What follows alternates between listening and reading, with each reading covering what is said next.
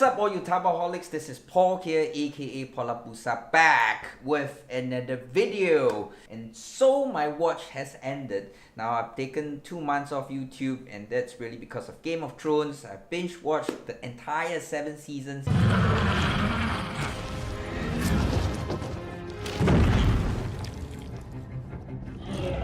And now I am back with weekly uploads. So if you're new here, please do consider subscribing. Now, if you guys been following the channel, you guys know that I have broken my Redmi Note 4 screen and I've got it replaced by myself recently. During the 2 months of downtime, I've actually started using another phone which was from 2016, and here it is. This is the Sony Xperia XA Ultra. And today I'm going to share with you some of the features that I missed the most from using an older phone as compared to a 2017 or 2018 phone. So if you're interested in that, just stay tuned.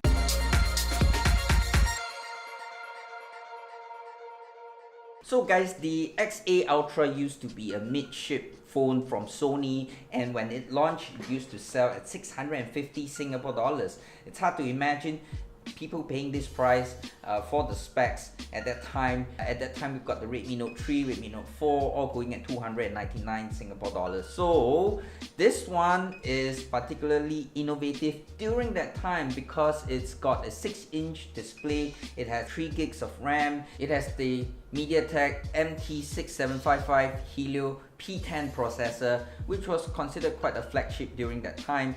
What's unique about this phone is that it has a very powerful front-facing camera. Look at the size of the front-facing camera.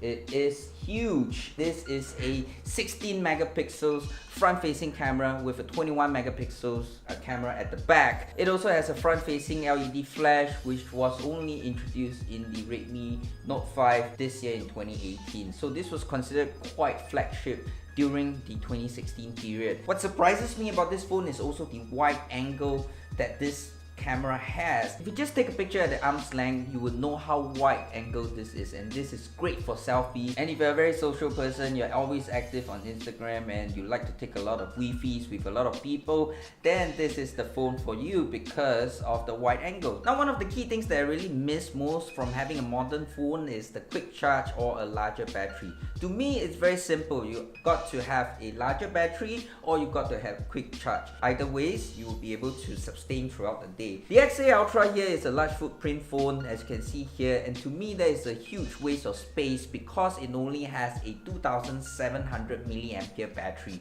which is very low. 2700 mAh is not gonna cut it. The other thing is the storage. This one is 16 GB. Most manufacturers don't even make 16 GB phones anymore because if you just download a couple of apps and with the OS and take a few pictures, it's gonna fill up the space really fast. One of the other things that I also miss is also having a fingerprint sensor. This does not have a fingerprint sensor, and I tell you why I miss it. It's really about how fast you can unlock the phone. With the standard screen lock, you need to key in your patterns, your numbers. It's just not as fast as just tapping your finger on the back and getting it unlocked. Especially if you're a driver like me and you put it on your dashboard with a phone holder, it's just so natural to unlock something from the back, and not having to touch the screen and key in all the details. It's just gonna be so much of a hassle as compared to my Note 4. When I put it on the dash, just unlock with the finger. It's gonna be much more convenient, especially for drivers, and that's one of the things that I miss the most as well.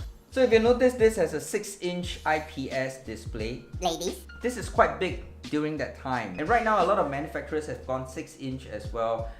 Without having such a big footprint, they basically extended the sides and make smaller bezels, and you're able to achieve that 6-inch screen. This is a much larger footprint for a 6-inch screen. It is bigger. When you watch YouTube, it's also better because of the larger screen. However, what I find is with a larger screen, you also need to play videos at a higher quality. When I play videos at 480p because I want to save data when I'm on the go, you can see the quality difference quite clearly because of the bigger screen. If I use my Redmi Note 4 and watch a 480p video, it's still very tolerable, unlike the 6-inch screen on the Xperia. Right now, a lot of the newer phones in 2018, especially the Redmi Note 5 that launches right now in Singapore, actually has the 6-inch screen. However, the aspect ratio is different, and it gives you a wider view but not necessarily a larger picture. So that is still okay. It's good for